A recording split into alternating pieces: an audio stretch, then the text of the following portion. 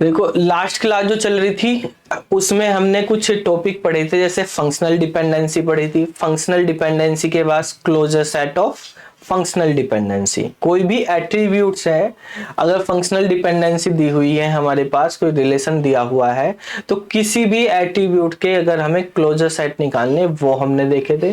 फिर कीज के बारे में समझा था कि कौन कौन सी कीज होती हैं, किस तरह से कैलकुलेट करते हैं हम नंबर ऑफ कीज को।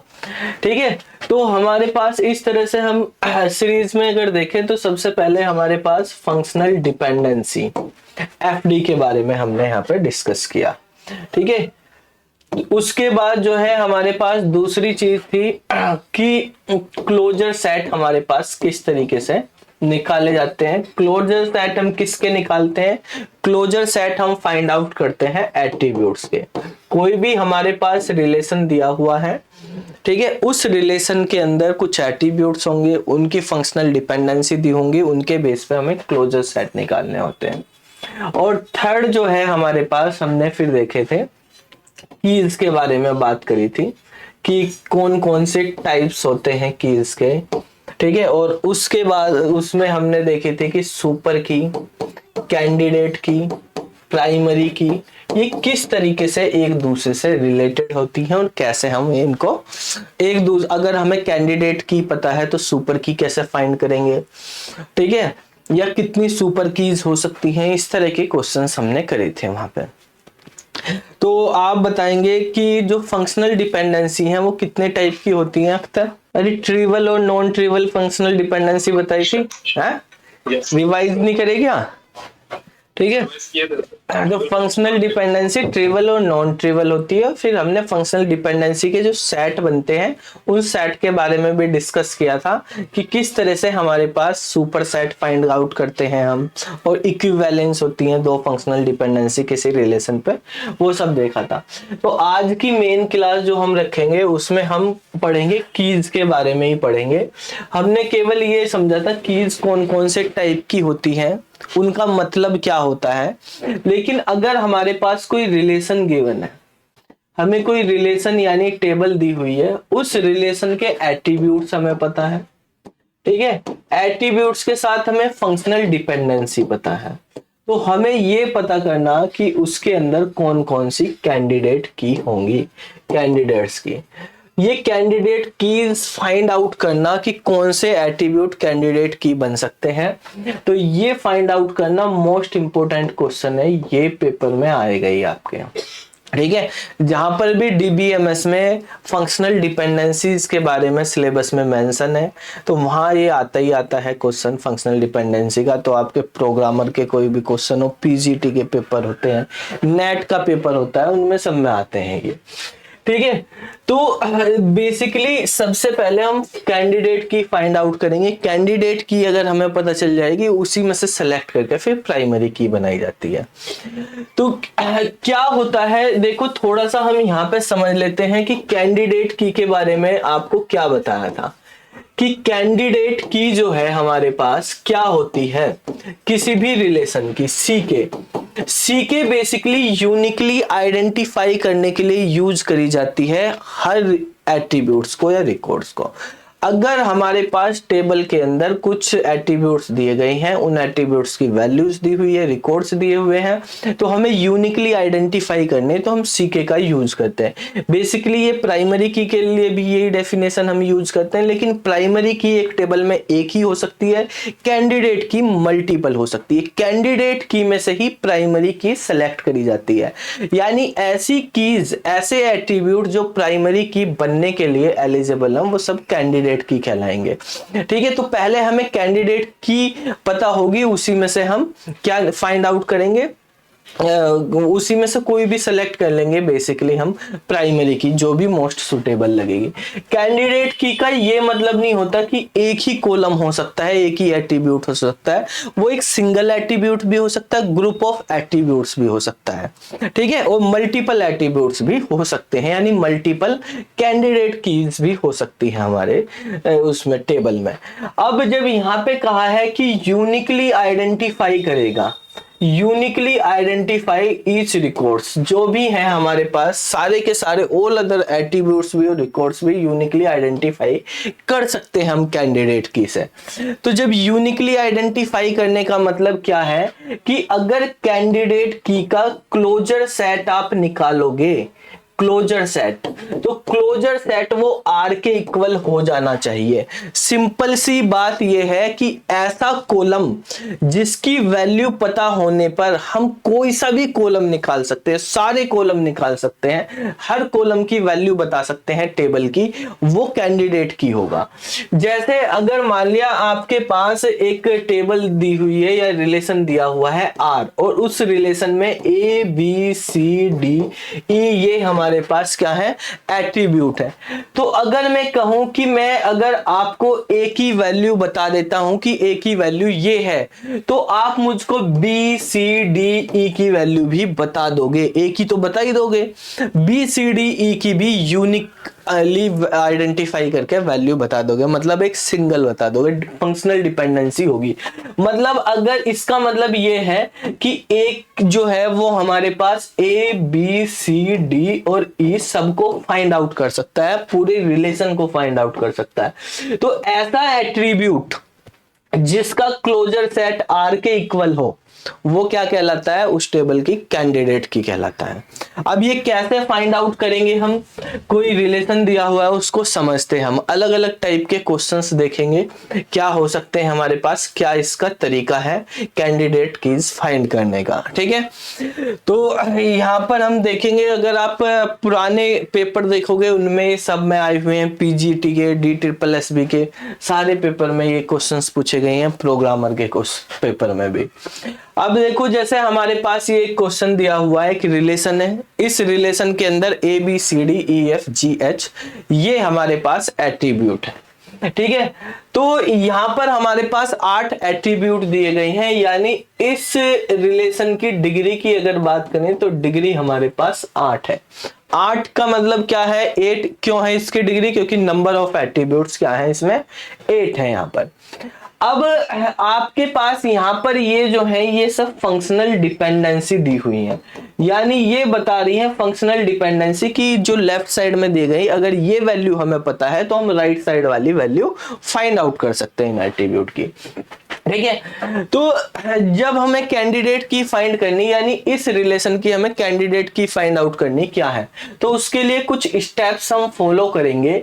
और पहला स्टेप क्या होगा, पहला स्टेप ये होगा कि फाइंड आउट करने हमें इसेशनल एट्रीब्यूट्स। कभी कभी यही क्वेश्चन आ जाता है डायरेक्ट कि बताओ भाई ये रिलेशन है, इसके इसेशनल एट्रीब्यूट क्या है। इसेशनल एट्रीब्यूट्स क्या होते हैं, ऐसे एट्रीब्यूट्स जो फंक्शनल डिपेंडेंसी के राइट साइड में एग्जिस्ट नहीं करते, किसी भी फंक्शनल डिपेंडेंसी के राइट साइड में नहीं होंगे। जो भी हमारे पास फंक्शनल डिपेंडेंसी का सेट दिया हुआ सारे सेट्स को देख लेंगे, ऐसे एट्रीब्यूट जो राइट साइड में नहीं है वो इसेशनल एट्रीब्यूट कहलाएंगे। कैसे, देखो अब यहां पर हमारे पास ये टोटल एट्रीब्यूट है A B C D E F G H. ठीक है, अब यहां पर राइट साइड में देखो, सबसे पहले ए है क्या, यहां पर ए कहीं भी नहीं, राइट साइड में देखेंगे, लेफ्ट साइड नहीं देखनी, राइट वाले में, राइट वाले में ए नहीं है, तो यहां पे ए लिख लेते हैं हम एक। अब देखो इधर राइट साइड में कहीं बी है क्या, बी भी नहीं है। ठीक है, सी है क्या, सी है, यहां पर है, डी भी है, ई भी है, एफ भी है, जी भी है, एच भी है। ठीक है, लेकिन ए और बी नहीं है, ये दो एट्रीब्यूट नहीं है। ठीक है भाई, ये फंक्शनल डिपेंडेंसी यही तो बता रही है, अगर मुझे लेफ्ट वाली चीज पता है तो मैं राइट वाली चीज बता दूंगा। ठीक है, अब राइट वाली चीज तो हमारे पास उनमें कहीं भी ए और बी नहीं है, यानी आप ए और बी की वैल्यू नहीं बता सकते। कौन सी वैल्यू बता सकते हैं हम, जो राइट में लिखी, राइट में ए और बी नहीं लिखी हुई, यानी ए और बी की वैल्यू आप नहीं बता सकते। और ये जो लेफ्ट वाली चीज होती है, लेफ्ट वाली चीज का मतलब ये आपको दी जाएंगी, तभी आप ये बता पाएंगे या इनसे फिर राइट वाली चीज फाइंड आउट कर पाएंगे।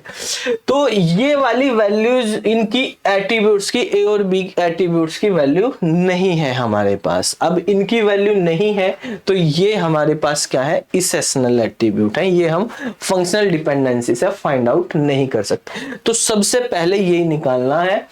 अगर डायरेक्ट इसेशनल एट्रीब्यूट का क्वेश्चन आया कि इसेशनल एट्रीब्यूट फाइंड आउट करो, तो इस तरीके से फाइंड आउट कर देते हैं। क्या होते हैं इसेशनल एट्रीब्यूट? जो फंक्शनल डिपेंडेंसी के राइट साइड में नहीं होंगे। ये इसेशनल एट्रीब्यूट हर कैंडिडेट की के पार्ट होंगे, यानी इनके बगैर कोई सी भी कैंडिडेट की नहीं बनेगी।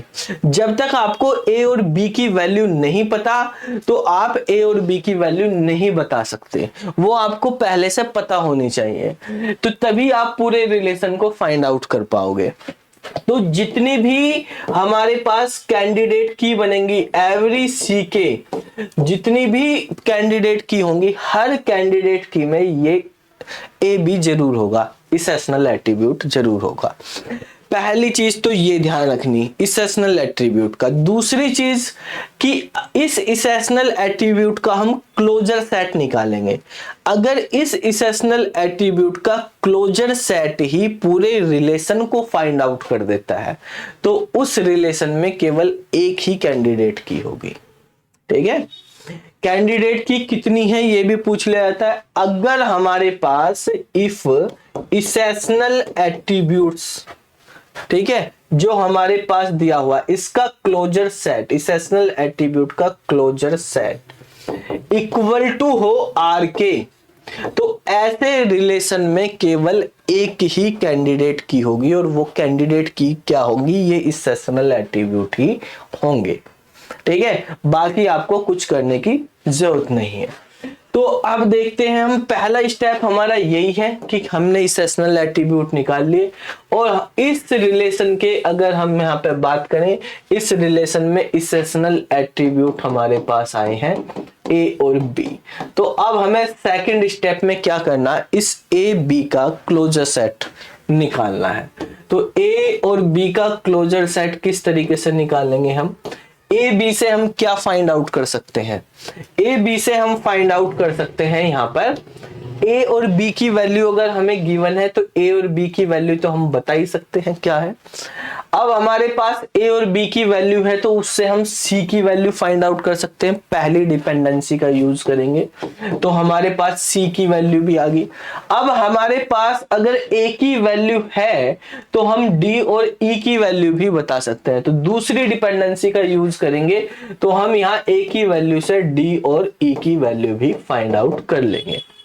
ठीक है, तीसरी डिपेंडेंसी कह रही है कि अगर हमारे पास b की वैल्यू है, तो हम f की वैल्यू फाइंड आउट कर लेंगे। तो b की वैल्यू है हमारे पास, ये हमने यहाँ पे निकाल ली है। ठीक है, दी हुई है हमारे पास, तो a b c d e और f भी हो गया। अब ये कह रहा अगर आपके पास f की वैल्यू है, तो आप g और h भी फाइंड आउट कर सकते हैं। तो f की वैल्यू है अब हमारे पास, तो यहाँ पे G और H भी आ जाएंगे हमारे पास। तो क्लोजर सेट निकालने लास्ट क्लास में आपको बताए थे कैसे निकाले जाते हैं। ये हमारे पास हो गया ए बी का क्लोजर सेट। और अगर इस क्लोजर सेट को आप देखेंगे, यहाँ पे सारी डिपेंडेंसी हमने यूज कर ली है, आगे कुछ रहा नहीं है। तो ये फाइनल हमारे पास क्लोजर सेट बना। इस क्लोजर सेट को और ये जो रिलेशन है इसको अगर देखेंगे, तो इस रिलेशन में जितने भी एट्रीब्यूट वो सारे के सारे क्लोजर सेट में आ गए हैं। तो ये इक्वल टू हो गया हमारे पास आर के। अगर हमारे पास इसेशनल एट्रीब्यूट का क्लोजर सेट किसके इक्वल आ जाए, आर के इक्वल आ जाए, तो वो हमारे पास क्या होगा, वो जो इसेशनल एट्रीब्यूट है वही कैंडिडेट की होगा, और उसमें एक ही कैंडिडेट की रहेगी। तो यहाँ पर ओनली वन सी के होगी, इसके अंदर केवल एक ही सी के होगी, और वो क्या होगी, वो होगी ए बी। ठीक है, ये आपका आंसर हो गया। मतलब इस रिलेशन में सिंगल एट्रीब्यूट से कोई कैंडिडेट की नहीं बन सकती। कैंडिडेट की बनाने के लिए दो एट्रीब्यूट की जरूरत पड़ेगी और वो दो एट्रीब्यूट ए और बी होंगे। उनकी वैल्यू पता करते ही हम बाकी भी निकाल लेंगे, यही हमारे पास प्राइमरी की बन जाएगी, ए और बी। ठीक है, तो ए और बी कंबाइन यानी दोनों होने चाहिए, तभी हम फाइंड आउट कर सकते हैं बाकी एट्रीब्यूट्स की वैल्यू को। ठीक है, तो इस तरीके से हमारे पास निकलेगा। तो पहला केस हमारे पास यही है कि अगर हमारे पास इसेंशियल एट्रीब्यूट ही कैंडिडेट की है तो केवल वही कैंडिडेट की होंगे, उसने निकाल लिया। तो एक केस ये बन गया, यहां पे हमारे पास क्वेश्चन खत्म हो जाता है। अब दूसरे क्वेश्चन पे आते हैं। ऐसा कोई जरूरी नहीं हर बार की जो इसेंशियल एट्रीब्यूट है वो सारे के सारे रिलेशन को फाइंड आउट कर दे, यानी उसका क्लोजर सेट आर के इक्वल हो जाए, ऐसा कोई जरूरी नहीं है। तो यहाँ पे हम दूसरा केस देखते हैं। ये हमारे पास रिलेशन है, इस रिलेशन की डिग्री 5 है, इसके अंदर 5 एट्रीब्यूट है ए बी सी डी और ई। ठीक है, दो हमारे पास यहाँ पे डिपेंडेंसी दी गई है। पहला स्टेप हमारे पास यही होता है कि हमें इसेंशियल एट्रीब्यूट्स निकालने हैं। तो इसेंशियल एट्रीब्यूट्स की बात करें इस रिलेशन की, तो राइट साइड में क्या नहीं है वो देखेंगे। राइट साइड में ए बी है, बी बी है, सी नहीं है, डी और ई है, यानी इन पांचों में अगर हम देखें तो यहाँ पे राइट साइड में सी नहीं है, तो इसका इसेंशियल एट्रीब्यूट क्या होगा, सी होगा। ठीक है, तो सबसे पहले अब हमें क्या करना, सी का ही क्लोजर सेट निकाल कर देखना है कि क्या वो हमारे पास रिलेशन को जनरेट कर पा रहा है या नहीं। तो सी का क्लोजर सेट अगर हम निकालेंगे तो सी से क्या फाइंड आउट होगा, सी फाइंड आउट होगा। ठीक है, सी से सी फाइंड आउट हो गया। अब और क्या निकल सकता है, सी की वैल्यू हमारे पास है, क्या हम सी की वैल्यू से कुछ और फाइंड आउट कर सकते हैं। देखो पहले वाली डिपेंडेंसी तब काम करेगी जब हमारे पास बी और सी दोनों की वैल्यू हो। तो बी की तो है नहीं हमारे पास, सी की है, तो ये काम नहीं कर पाएगी। दूसरे वाली तब काम करेगी जब हमारे पास डी की वैल्यू हो, तो डी की वैल्यू भी नहीं है, तो इसका क्लोजर सेट सी ही रहेगा जो रिलेशन के इक्वल नहीं है। जब ये रिलेशन के इक्वल नहीं है तो इसका मतलब सी जो है वो कैंडिडेट की नहीं है। ठीक है, यानी हम सी से बाकी एट्रीब्यूट फाइंड आउट नहीं कर पा रहे हैं। तो अब क्या करना है, हमें कैंडिडेट की कैसे फाइंड आउट करेंगे। तो अब इसके लिए हमें नेक्स्ट स्टेप पे चलना होगा, और नेक्स्ट स्टेप ये है कि इसेंशियल एट्रीब्यूट तो है सी, मतलब सी के बगैर कोई कैंडिडेट की नहीं बनेगी। जो भी कैंडिडेट की बनेगी उसमें सी का होना जरूरी है। ठीक है, अब हमारे पास हम ग्रुपिंग करेंगे ये जो एट्रीब्यूट है इनके अकॉर्डिंग। ठीक है, कैसे ग्रुपिंग करेंगे भाई, सी को रखेंगे, सी के साथ एक बार ए को साथ में लेके चलेंगे, एक बार बी को, एक बार डी को, एक बार ई को, यानी हमें सिंगल की ग्रुपिंग देखनी होती है। सिंगल तो ये था सी, वो हुआ नहीं। ठीक है, अब हमें इसके साथ किसी और को ऐड करना, यानी पहले 2-2 की ग्रुपिंग देखेंगे, फिर 3-3 की, 4-4 की, जितने भी पॉसिबल ग्रुप्स बन सकते हैं सारे बनाने हैं हमें। ठीक है, तो सबसे पहले 2-2 की ग्रुपिंग रखेंगे, 2-2 के में क्या क्या ग्रुपिंग बन सकती है। ठीक है, वो देखेंगे। सी तो होना ही है, ए के साथ ले लो एक बार सी, एक बार बी के साथ सी ले लो, भाई ए सी हो सकता है या बी सी हो सकता है, या सी के साथ डी ले लो या सी के साथ ई ले लो। ये हमारे पास 4 कॉम्बिनेशन बन सकते हैं। पहले 2-2 के सेट पे देखना है। ठीक है, अब ये हमारे पास 4 वे बनी हमारे पास एट्रीब्यूट्स के कॉम्बिनेशन, इनके क्लोजर सेट निकाल के देखेंगे क्या ये रिलेशन जनरेट कर सकते हैं। तो सबसे पहले हमें देखना है ए का क्लोजर सेट, हम ए सी का देखते हैं, ए सी का क्लोजर सेट। तो ए सी से हमारे पास ए सी आ गया, ए की वैल्यू पता है, सी की वैल्यू पता है, क्या कोई और वैल्यू हम निकाल सकते हैं। इसको चलाने के लिए बी की वैल्यू होनी चाहिए, इसके चलाने के लिए डी की वैल्यू होनी चाहिए, वो है नहीं हमारे पास, तो ये हमारे पास रिलेशन जनरेट नहीं करेगा। दूसरे वाला ले लेते हैं बी और सी, बी सी का क्लोजर सेट निकालेंगे तो बी सी हमारे पास आ गया। अब बी सी है तो हमारे पास पहले वाली फंक्शनल डिपेंडेंसी अप्लाई हो जाएगी। बी सी से हमें क्या निकाल सकते हैं, ए डी और ई। तो ए निकाल लिया, बी और सी हमारे पास है ही, उसके बाद डी और ई और फाइंड आउट हो जाएंगे। तो ए बी सी डी ई यानी पूरा रिलेशन बन गया, ये इक्वल टू आर के हो गया। तो जो हमारे पास आर के इक्वल हो गया वो कैंडिडेट की बन गया। ठीक है, ये वाला तो नहीं हुआ, ये नहीं बनेगा, ये वाला हमारे पास क्या बन गया, कैंडिडेट की बन गया। अब तीसरे वाले को देखते हैं, सी डी को, क्योंकि ये नहीं है कि एक रिलेशन में एक ही कैंडिडेट की होगी, एक रिलेशन में मल्टीपल कैंडिडेट की हो सकती है। तो जितने भी कॉम्बिनेशन है सभी को देखना पड़ेगा। अगर ये एक्सेप्शनल एट्रीब्यूट ही कैंडिडेट की बन जाती फिर कुछ नहीं देखना था हमें। अब हमें जितने भी पॉसिबल कॉम्बिनेशन हो सकते हैं सभी चेक करने हैं। तो सी और डी को अगर इसको वो निकालेंगे क्लोजर सेट, तो सी और डी से सी डी फाइंड आउट हो जाएगा। पहले वाली डिपेंडेंसी लगाने के लिए बी की वैल्यू होनी चाहिए, दूसरे वाले के लिए डी की वैल्यू होनी चाहिए। तो हमारे पास सी की वैल्यू है तो बी की नहीं है, तो पहली तो चलेगी नहीं, लेकिन डी की है तो दूसरे वाली डिपेंडेंसी चल जाएगी। तो सी के साथ डी से क्या निकाल सकते हो, बी निकाल सकते हो। तो बी भी फाइंड आउट हो गया और डी हमारे पास है। अब देखो, अब हमारे पास बी और सी दोनों हो गए, बी और सी हो गए तो हम पहले वाली भी लगा सकते हैं। तो अब हमारे पास ए बी सी डी ई सारी बन गया, यानी ये इक्वल टू हो गया आर के, मतलब ये सी डी जो है ये भी हमारे पास क्या हो गया, कैंडिडेट की हो गया। ठीक है, अब देखेंगे हम नेक्स्ट वाला स्टेप। नेक्स्ट वाला स्टेप में क्या है, सी और ई, ये सी और ई का क्लोजर सेट निकालेंगे। तो सी और ई से सी ई फाइंड आउट होगी। सी ई से कोई और निकल सकता है क्या, कोई सी भी डिपेंडेंसी नहीं लगेगी यहाँ पे, तो और कुछ हमारे पास नहीं निकल सकता। तो यहाँ पर हमारे पास दो हमें कैंडिडेट की मिल गई, बी सी और सी डी। ठीक है, ये दो दो के कॉम्बिनेशन से मिली थी। अब हमें जैसे ये हमने दो दो के कॉम्बिनेशन बनाए, ऐसे ही अब तीन तीन के कॉम्बिनेशन बनाएंगे। वो कैसे बनाएंगे, अब देखो, कल लास्ट क्लास में आपको बताया था कि जो हमारे पास कैंडिडेट की होती है उनके सुपर सेट को हम सुपर की बोलते हैं, यानी इनके कॉम्बिनेशन से जो भी चीज बनेगी वो सुपर की बनेगी। सी तो हर कैंडिडेट की में होना ही है।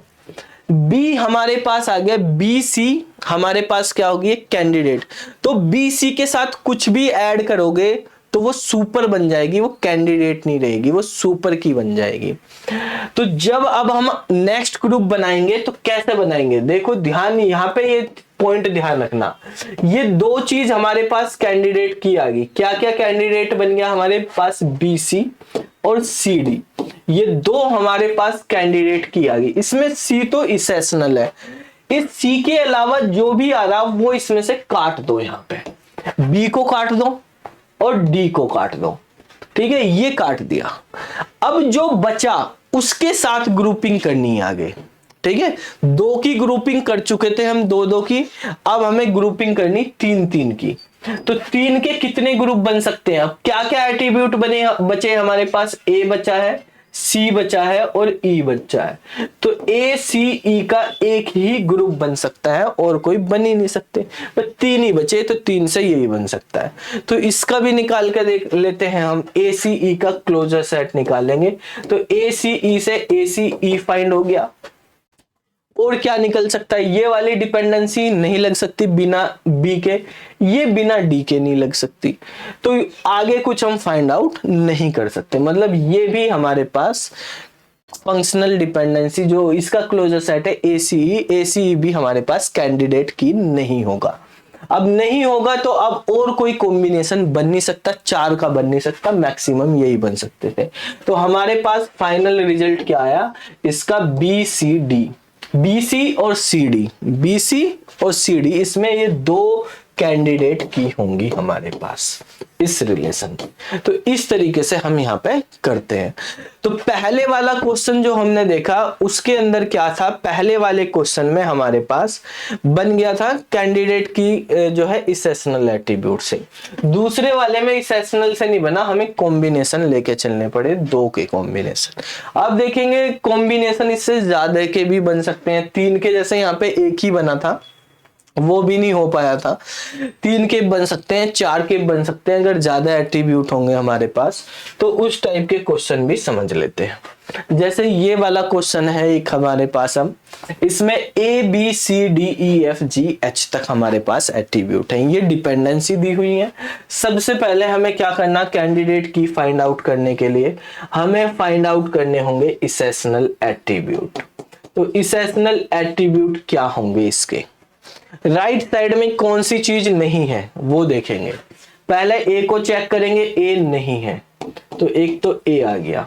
राइट साइड में यहाँ पे बी भी नहीं है, सी है राइट साइड में, डी नहीं है, डी हो गया, ई है, एफ है, जी है, एच है, बाकी सब है। ठीक है, तो हमारे पास जो ए बी डी है ये इसेशनल एट्रीब्यूट्स हो गए। अब इन इसेशनल एट्रीब्यूट से क्या करेंगे, क्लोजर सेट निकालेंगे। तो ए बी डी का क्लोजर सेट फाइंड आउट करते हैं। तो ये हो गया ए बी डी।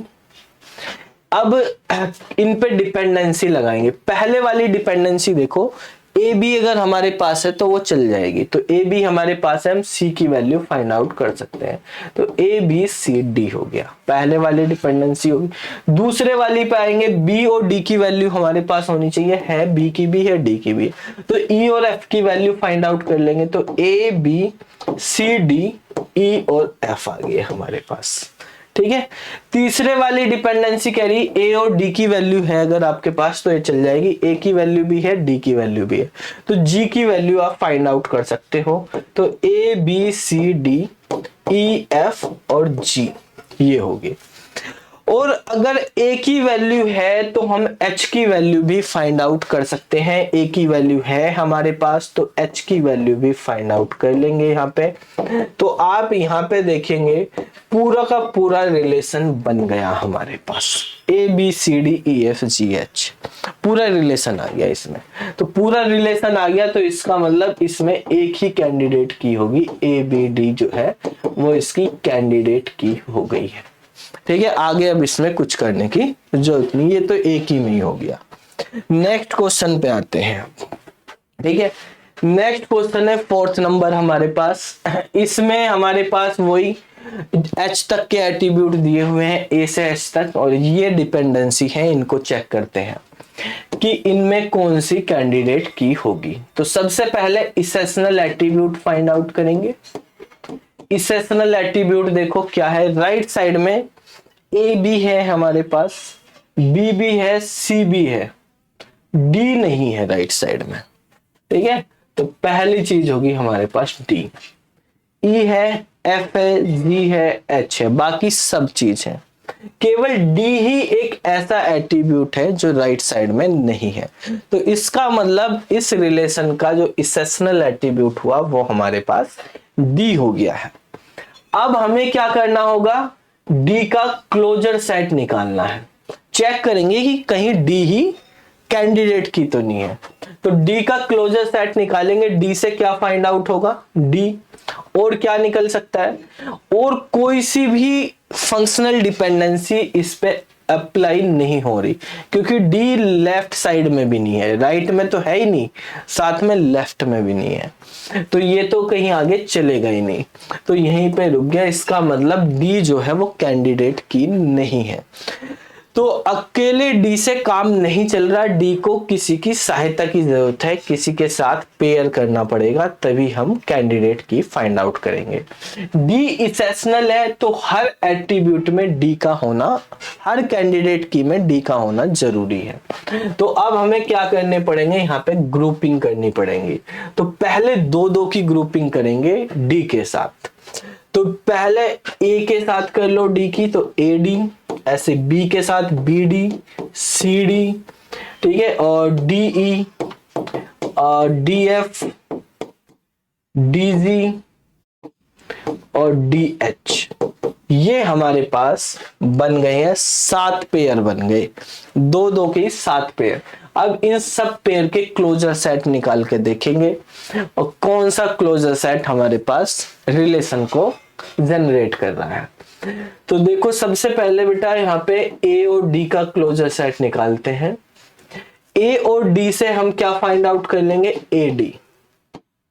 ठीक है, अच्छा अब देखो कौन सी डिपेंडेंसी इस पे यूज हो सकती है, सेकंड वाली हो सकती है। इसमें A की वैल्यू हमारे पास पता है तो हम B और C की वैल्यू फाइंड आउट कर सकते हैं। तो A की वैल्यू पता है, B और C की वैल्यू फाइंड आउट होगी, D की वैल्यू पता है हमें यहाँ पे।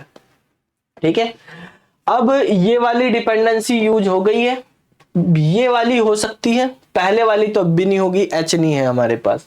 दूसरे वाली हो जाएगी B, तीसरे वाली B की वैल्यू हमारे पास है तो हम CFH निकाल सकते हैं। तो A B C, C हमारे पास ऑलरेडी है, D हो गया, F और H और आगे नहीं। ठीक है, ये हो गया। अब देखो हमारे पास पहले वाली डिपेंडेंसी में C और H की वैल्यू पता होनी चाहिए थी, C और H अब हमारे पास आ गए तो हम पहले वाली डिपेंडेंसी यूज कर पाएंगे। ठीक है, तो उससे हम G फाइंड आउट कर लेंगे। तो A B C D, ठीक है, F G और H ये बन गया। ठीक है, अब ये वाली देखेंगे, E की वैल्यू से A की वैल्यू फाइंड आउट कर सकते हैं। A की वैल्यू हमारे पास पहले से ही है तो इसकी हमें कोई जरूरत नहीं है। F की वैल्यू से E और H निकाल सकते हैं, तो E की वैल्यू हमारे पास नहीं है तो F की हेल्प से हम निकाल लेंगे यहाँ पे। तो A B C D, ठीक है, E निकल जाएगा, F हमारे पास G पहले से ही है। ठीक है, तो ये बन गया। अब आप देखेंगे यहाँ पर ABCDEFGH पूरा आ गया है, यानी पूरा कंप्लीट रिलेशन हमारे पास जनरेट हो गया है। तो जब ये कंप्लीट रिलेशन जनरेट कर रहा है तो AD क्या हो गया, AD एक कैंडिडेट की बन गई इसकी। तो ये AD हमारे पास एक कैंडिडेट की हो गई है। ठीक है, पहली कैंडिडेट की हमें मिल गई। अब दूसरी कैंडिडेट की BD को देखते हैं। ठीक है, तो मैं यहां से इसको रफ कर देता हूं। ठीक है, रफ कर करके देखना पड़ेगा क्योंकि जगह कम है हमारे पास यहाँ पे। तो चलो भाई BD का हमें चेक करना है, BD का क्लोजर सेट निकालेंगे। BD से हमारे पास BD आ जाएगा पहले।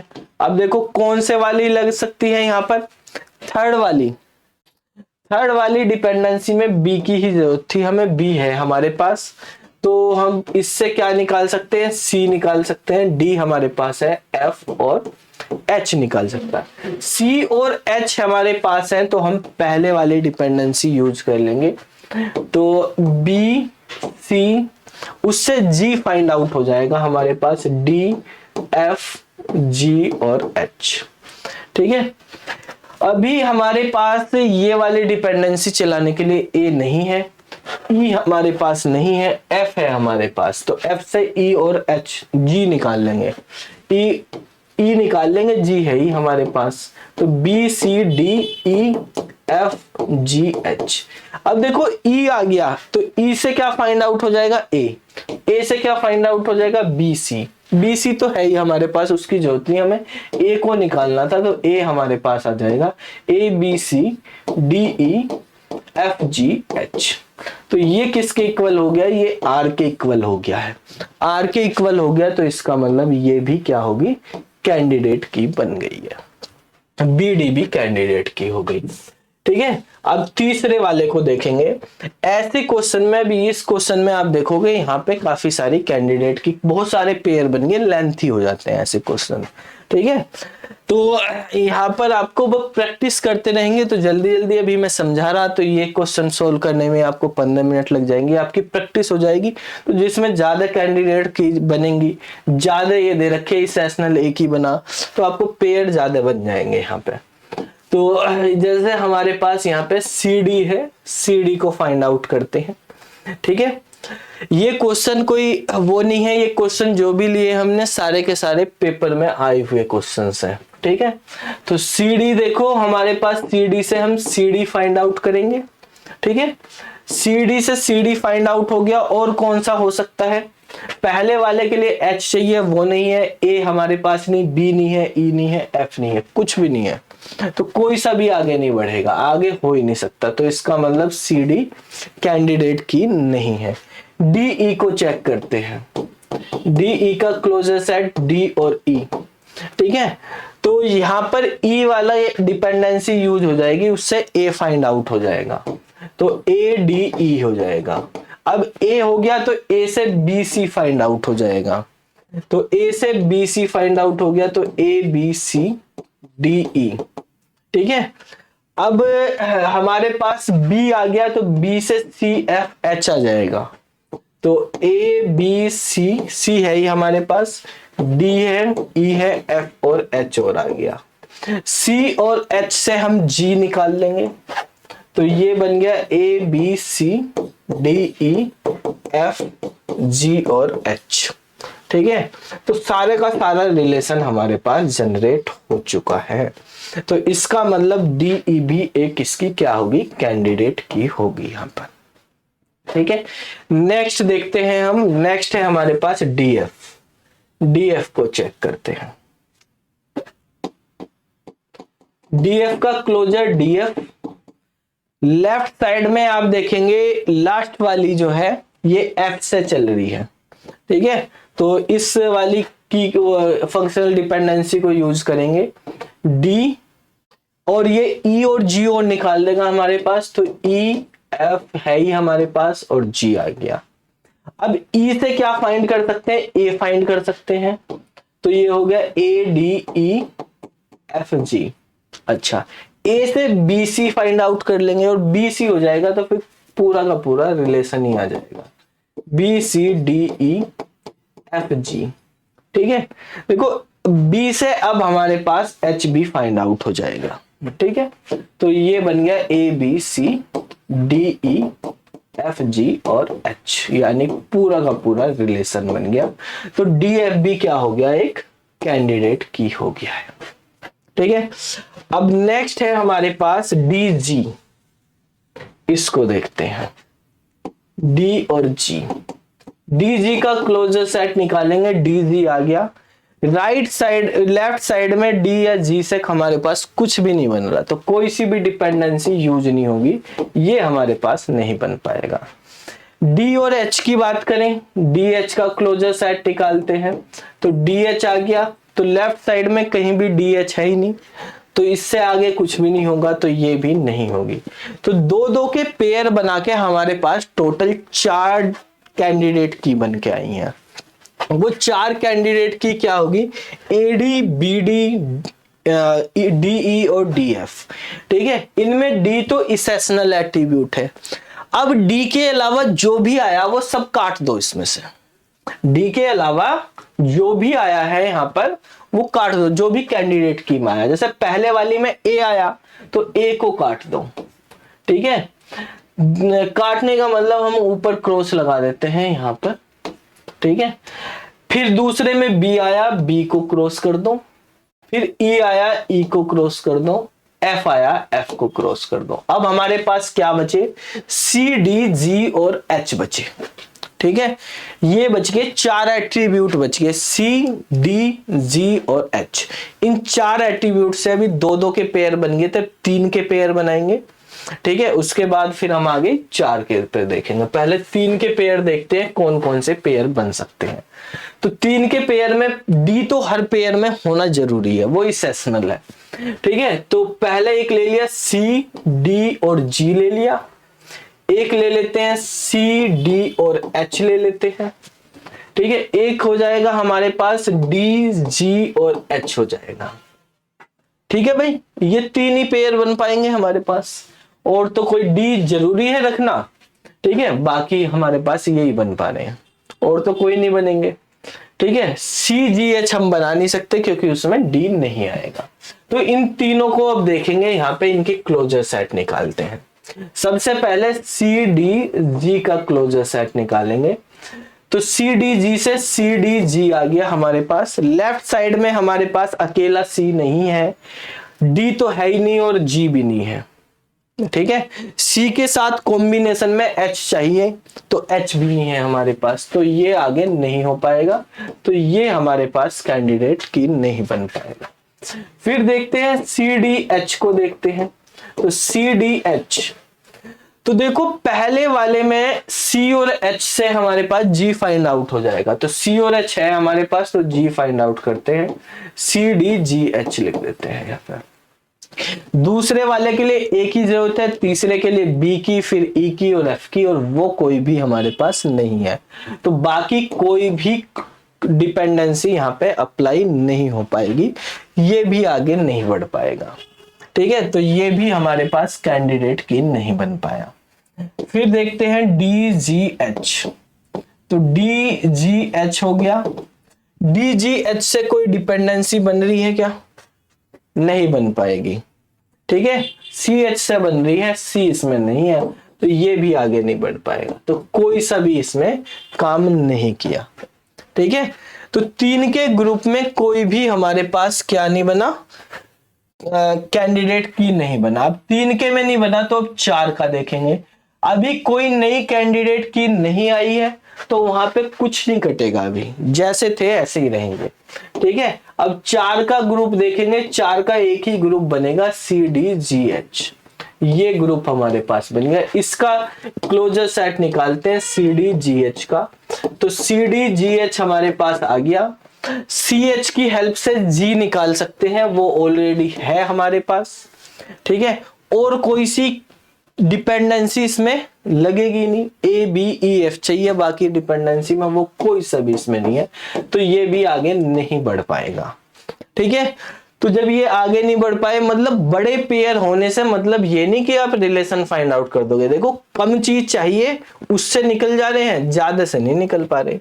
ठीक है, मेन है क्या चीज चाहिए हमें, वो आइडेंटिफाई करना। ज्यादा से मतलब नहीं, भीड़ इकट्ठे करने से काम नहीं चलेगा, काम चलेगा वैल्यूएबल चीजें, जो रिक्वायरमेंट है, काम की चीजें कौन कौन सी हैं।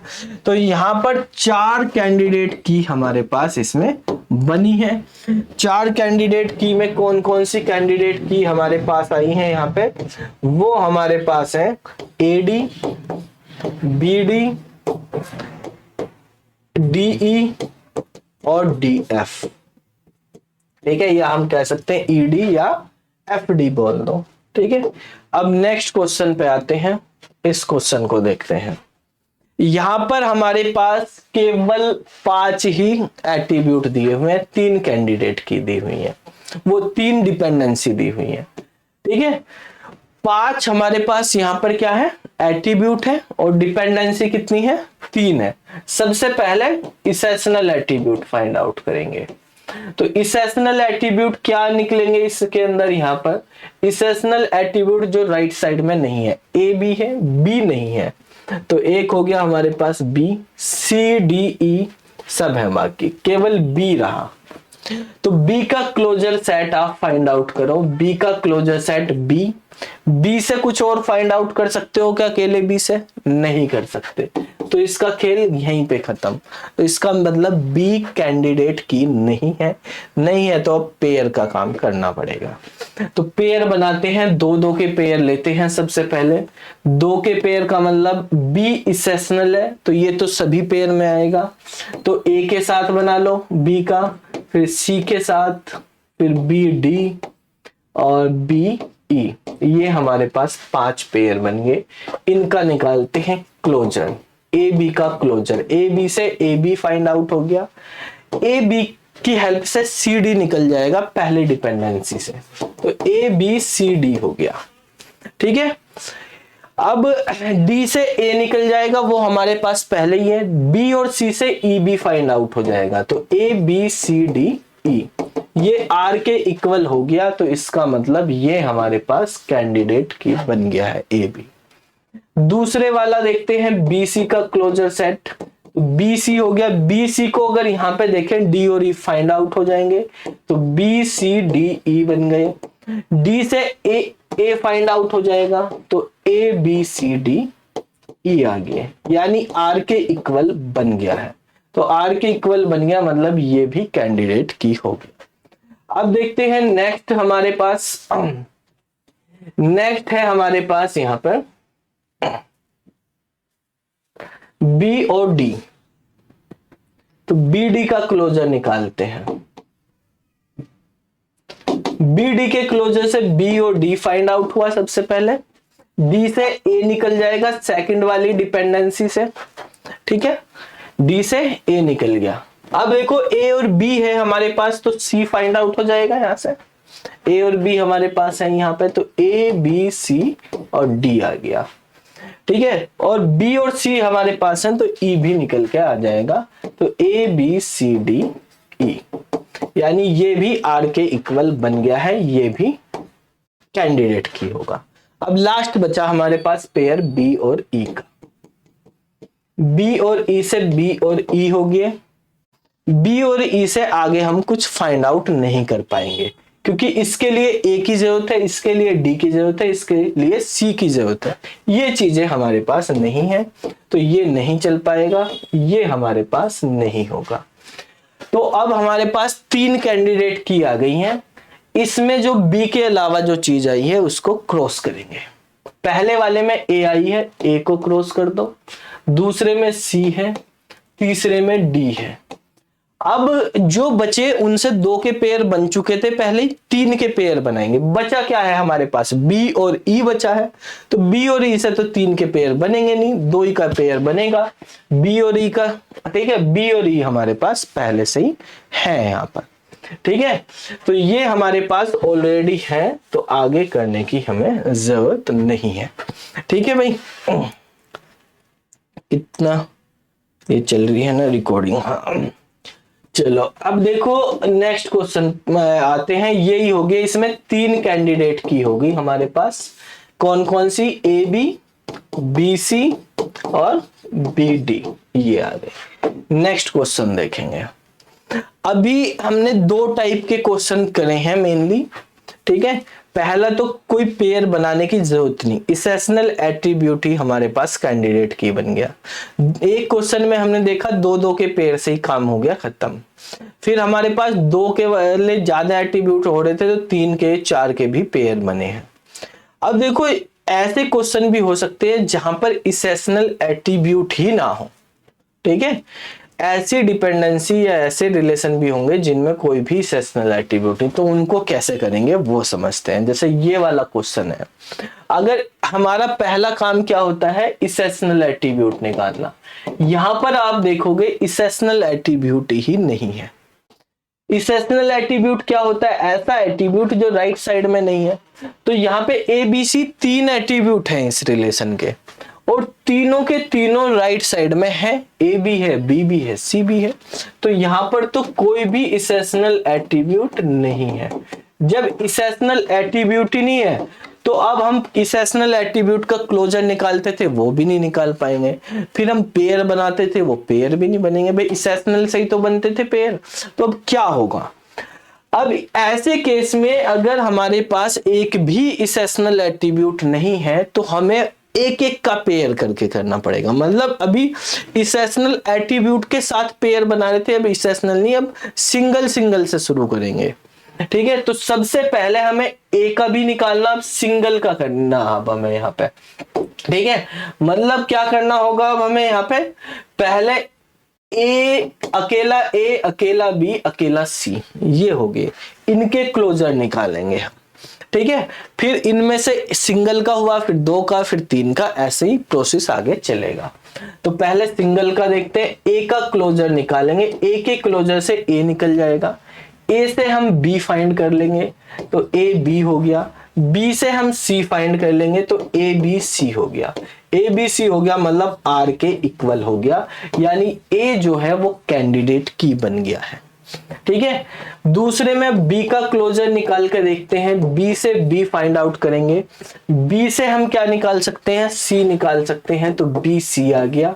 और सी से क्या फाइंड आउट कर सकते हैं, ए फाइंड आउट कर सकते हैं, तो ए बी सी आ गया, यानी आर के इक्वल आ गया, यानी बी भी क्या हो गया, कैंडिडेट की हो गया है, ठीक है। अब सी का क्लोजर निकालते हैं।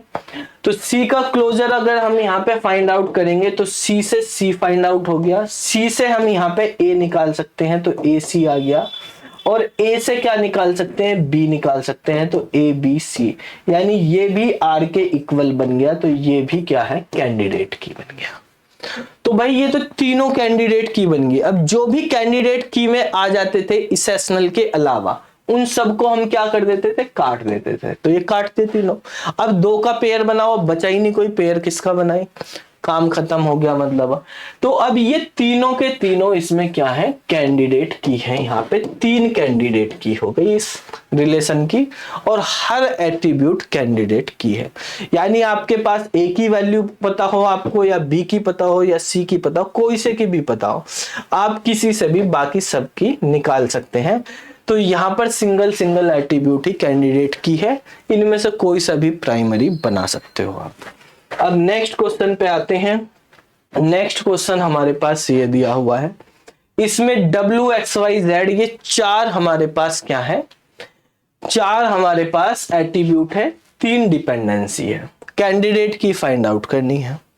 तो इस क्वेश्चन में भी आप देखेंगे इसेशनल एट्रीब्यूट की बात करते हैं। सबसे पहले राइट साइड में डब्ल्यू है, क्या है, एक्स भी है, वाई भी है, जेड भी है, सारे हैं। तो इसेशनल एट्रीब्यूट इसके अंदर भी नहीं है। तो जब इसेशनल एट्रीब्यूट नहीं है तो हमें क्या करना होगा, पेयरिंग करनी होगी सिंगल से शुरू। सिंगल से मतलब आप अकेले W, अकेले X, अकेले Y, अकेले Z, अकेले हम अकेले तुम वाले काम होगी, अकेले अकेले के बनाएंगे। तो W का क्लोजर सेट निकालते हैं सबसे पहले। W का closure set, W find out हो गया। क्या W किसी रिलेशन डिपेंडेंसी में लेफ्ट साइड में है, इसमें है, लेकिन इसको X की जरूरत है तभी आगे काम करेगा। तो X हमारे पास नहीं है यहाँ पे, तो ये कैंडिडेट की नहीं होगा। X को करते हैं, X से X फाइंड आउट हुआ, लेफ्ट साइड में अकेला X भी नहीं है, ये भी कुछ नहीं कर पाएगा, ये भी खत्म, यानी W cancel, X cancel. Y का क्लोजर निकाल के देखते हैं, Y से Y फाइंड आउट हो गया। Y अकेला Y जो है X और Z को भी जनरेट कर रहा है, तो यहां पर हमारे पास X भी आ गया और Z भी आ गया, तो X Y Z हो गया, और Z है तो W निकल जाएगा, तो Z है तो W हो जाएगा, तो X Y Z, W X Y Z, यानी रिलेशन हमारे पास जनरेट हो गया। इसका मतलब Y क्या है, कैंडिडेट की होगा। ठीक है, Y कैंडिडेट की हो गया। अब Z का देखते हैं, Z का निकालेंगे, Z से W फाइंड आउट हो जाएगा, तो W Z हो गया।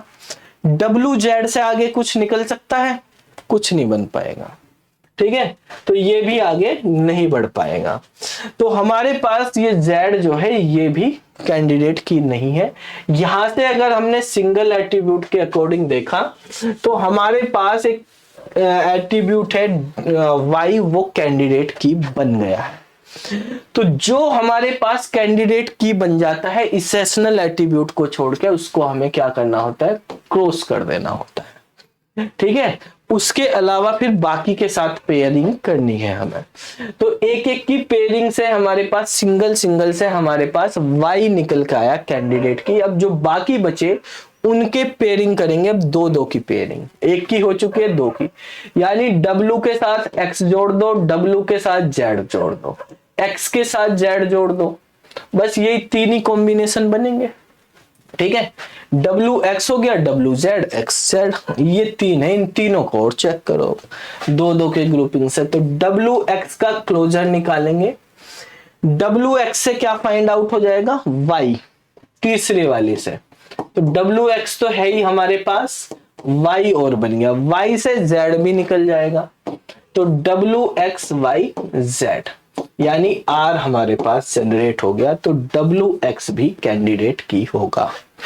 ठीक है, WZ को देखते हैं, WZ से देखेंगे तो WZ आ गया, Z से W ही निकल पाएगा, वो हमारे पास ऑलरेडी है। ठीक है, और कुछ हम आगे नहीं फाइंड आउट कर पाएंगे, ये आगे नहीं बढ़ पाएगा। XZ को देखते हैं, XZ से XZ आ गया, Z से W आ जाएगा, तो WXZ हो जाएगा, और WX से Y भी निकल जाएगा, तो WXY और Z। यानी आर के इक्वल बन गए हैं, तो एक्स जेड भी आपका क्या हो गया, कैंडिडेट की हो गया। तो यहां पे दो कैंडिडेट की हमें और मिली है, डब्ल्यू एक्स और एक्स जेड। तो जो जो इसमें आ रही है वो और काटो, इसमें से W भी काटो, X भी काटो, Z भी काटो, सब कट गए। तो आगे पेयर बनाने की कोई जरूरत ही नहीं है, ठीक है। तो पिछले वाले क्वेश्चन में क्या था, सिंगल सिंगल बने थे, कोई भी सेशनल एट्रीब्यूट नहीं था, सिंगल सिंगल में ही कैंडिडेट की करके सारे एट्रीब्यूट कट गए थे, तो एक पे काम हो गया था। यहाँ पे सिंगल में एक ही निकला, तो हमें डबल के पेयर भी बनाने पड़ गए, ठीक है। तो डबल के कराने से जो निकल के आए बाकी सब खत्म, आगे जाने की जरूरत नहीं है। अगर और कुछ बचते तो 3 के बनते, 4 के बनते, वो करते रहते तब तक।